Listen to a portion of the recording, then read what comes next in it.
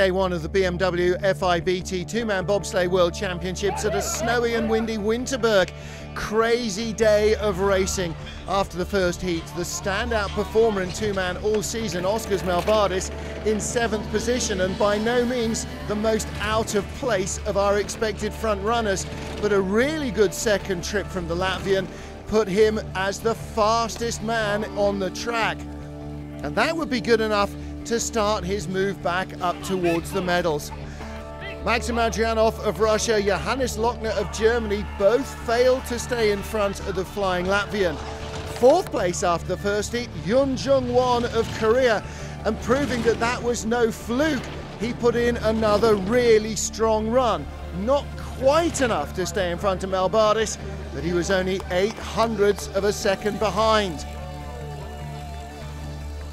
Well, there were more surprises to come in the top 3, but maybe it shouldn't have been such a surprise. Ugis Zalims only started one World Cup race in the whole year. He finished 2nd in St. Moritz. He and Intars Dambis were just 0.15 away from the lead in the first heat, and they too put in a good strong run, but not enough to beat Melbardis. 0.02 of a second separating the Latvians. And then the two fastest sleds, both junior world champions. Richard Olsner from Dresden, 20 years old, in his first year of driving bobsleighs, won the junior world championships 2 weeks earlier, got a wild card for the senior worlds and used it to be 0.04 behind in heat 1, but he slipped back 0.17 to drop him down to the bottom of the top half dozen. Francesco Friedrich, as a 22-year-old, had taken a wild card in St. Moritz, the World Championships in 2013, as the junior world champion, and won the title.